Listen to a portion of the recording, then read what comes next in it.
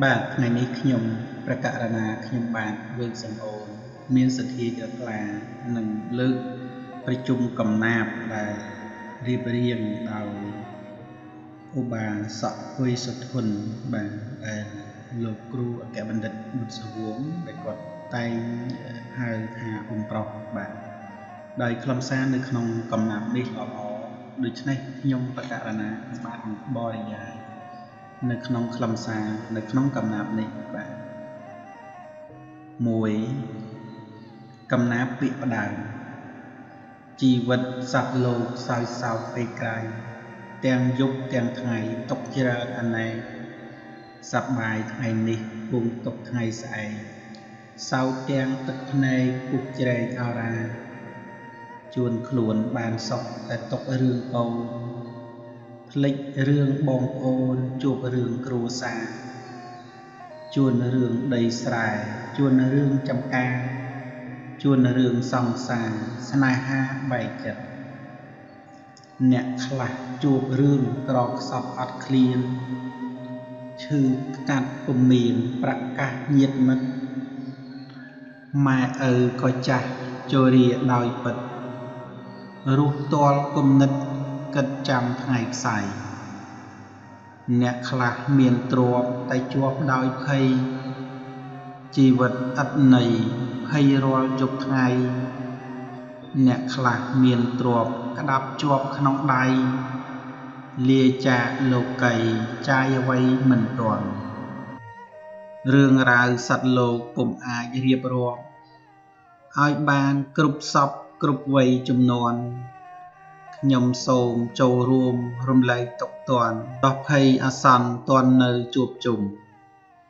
ខ្ញុំបានចងក្រងសៀវភៅមួយនេះ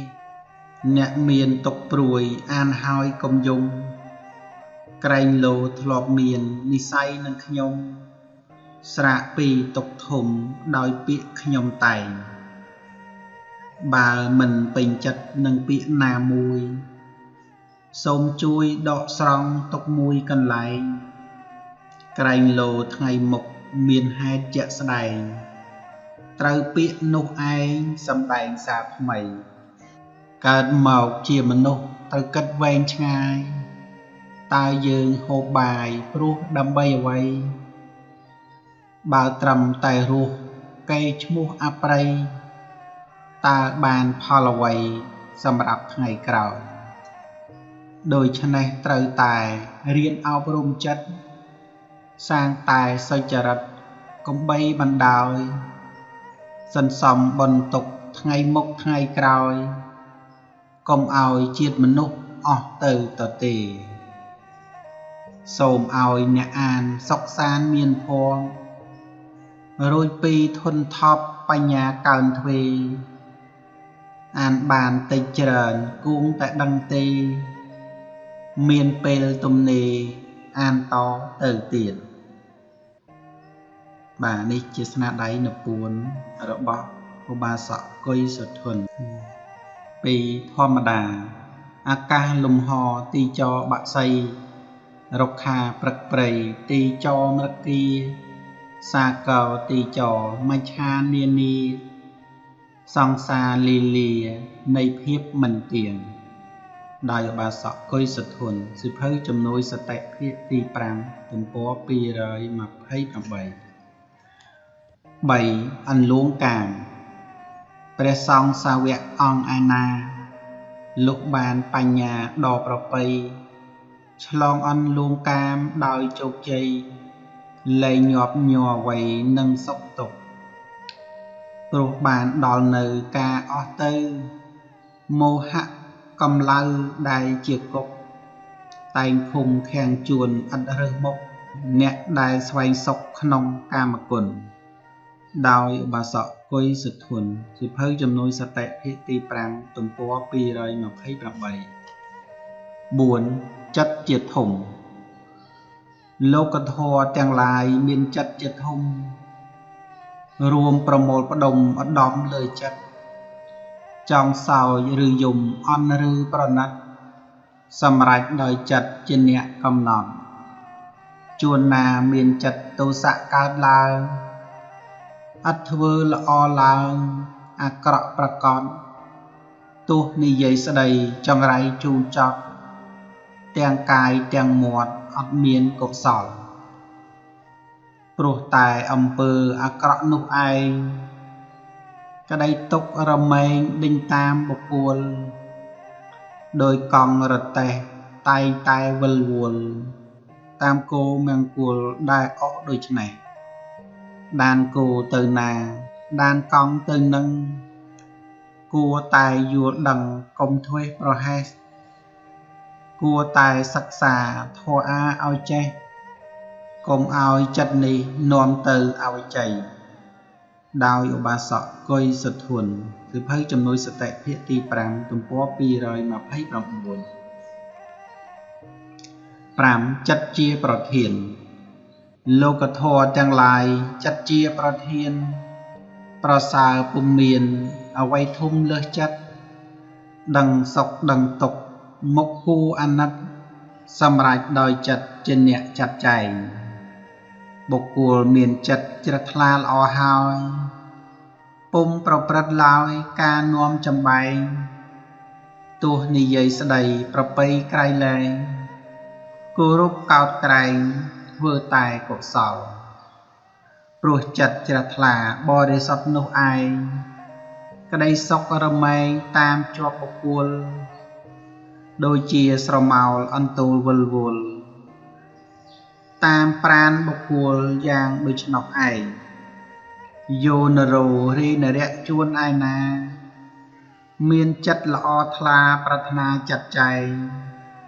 ធ្វើបុណ្យឲ្យទានឥតមានចម្បែងក្តីសុខរមែងតាក់តែងជួននោះដោយឧបាសកគុយសុធនសិភៅជំនួយសតិភាគទី5ទំព័រ230 6កើតស្លាប់ឧបមាភាសិតភេជ្ជៈដីដែលស្មូនឆ្នាំងធ្វើតូចធំជំទើឆៅក្តីច័ន្ទក្តីរមែងត្រូវបែកបំណែកជាដីคล้ายជាអត្តន័យនៅទីបំផុតទោះយ៉ាងណាមិញជីវិតសត្វលោកឈឺឬអត់រោគវិយោគតក់ស្លុតរមែងត្រូវស្លាប់ចោលកាយកប់ដុតនៅទីបំផុតក៏ដូច្នោះដែរភាពពិតយ៉ាងនេះរិះគិតយ៉ាងណាគួររកធម៌អាឬគួរកុំក្បែរអ្នកក្រក៏ស្លាប់អ្នកមានក៏ស្លាប់ដែរកម្មករថៅកែស្លាប់តែទាំងអស់អ្នកកើតតែងស្លាប់មិនចាប់គិតទេទាំងយើងទាំងគេស្លាប់ឥតសល់សោះគ្រាន់តែមុនក្រោយយូរឆាប់ប៉ុណ្ណោះត្រូវគិតមើលចុះគួរធ្វើយ៉ាងណាដោយឧបាសកគុយសុធនសិភៅជំនួយសតិភាគទី5ទំព័រ231 7វិគួលត្រង់ចុងឧបមាភាសិតអ្នកដែលប្រមាថកាលពេលដំបូងក្រោយកែប្រែយោងពុំនៅកន្តើយដោយមិនប្រមាថមិនប្រហែសឡើយឈោងឈានរកត្រោយលះគ្រឿងស្មោកគ្រោក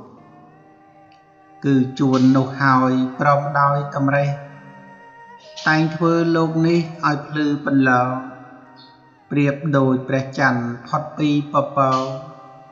ចាំងបំភ្លឺលោកឲ្យភ្លឺចេញចែងជួនអបញ្ញាដឹងថាខ្លួនល្ងងខិតខំលះបង់មានះខ្លួនឯងស្ដាប់ពាក្យទូលមានបណ្ឌិតថ្លាថ្លែងបុគ្គលនោះឯងរមែងថ្កើងថ្កាងរីជួនមានប្រាជ្ញអងអាចភ្លេចខ្លួនធ្វើចេះហួសក្បួនអាងខ្លួនប្រាជ្ញបានចុងក្រោយយូរឆាប់យ៉ាប់លំបាកប្រាណធ្លាក់ចុះពុំខានស្មានពុះពុះហែកដោយឧបាសកគុយសុធនសិភៅជំនួយសតិភាគទី5ទំព័រ232 8ស្វែងរកក្តីសុខនៅក្នុងភពកម្មអាកាសពុំឆ្អែតទៅដោយព្រះពាយ សមុទ្រទាំងឡាយពុំចែកដោយទឹកចិត្តអ្នកជាម្ដាយពុំចែកក្តីនឹកគិតកូនល្ងាចព្រឹកដោយក្តីមេត្តាភ្លើងពុំដែលឆ្អែតទៅដោយឈើងាប់លោភៈពុំស្កប់ដោយក្តីប្រាថ្នាកិលេសពុំឆ្អែតដោយកាមតណ្ហាមានរូបសង្ហាពុំផុតជរីតើឧបាទានណាមិនប្រកាន់តើបញ្ចខណ្ឌណាគ្មានរោគីតើអារម្មណ៍ណាដែលគ្មានវេទនាកាយចិត្តក្រំគ្រាលោកណាគ្មានទុក្ខដោយសុខតិចតួចលួចលួងចិត្តកាយហាក់ដូចសប្បាយមោហៈបាំងមុខសប្បាយភ្លេចខ្លួននៅក្នុងកងទុក្ខខំស្វែងរកសុខនៅក្នុងភពកម្មរកម្លប់ត្រជាក់កណ្ដាលវាលក្តៅយកទឹកស្រោចស្មៅរកផលដំណាំគ្រាប់ល្អមិនសាបពូជល្អមិនដាំអត់ជឿផលកម្មរងចាំព្រះជួយដោយបាសកគុយសុធុនសៀវភៅជំនួយសតិភាគទី5ទំព័រ233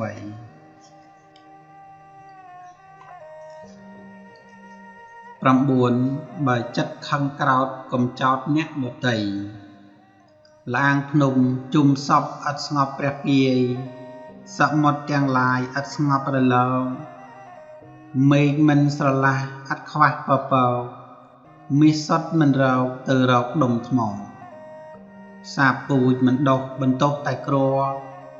ជាងផ្សារមិនជាប់បន្ទោសសំណ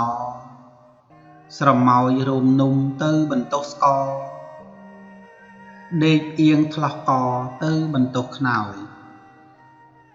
បើចិត្តក្រោធខឹងនឹងបុគ្គលណាមិនត្រូវប្រហារព្យាបាទគេឡើយគឺត្រូវសម្លាប់ក្តីក្រោធនោះហើយសន្តានបានស្បោយលហើយដេកជាសុខអ្នកឈ្នះរមែងមានពីវេរាអ្នកចាញ់ក្រំគ្រារមែងរងទុក្ខអ្នកឥតក្រោធខឹងរមែងបានសុខ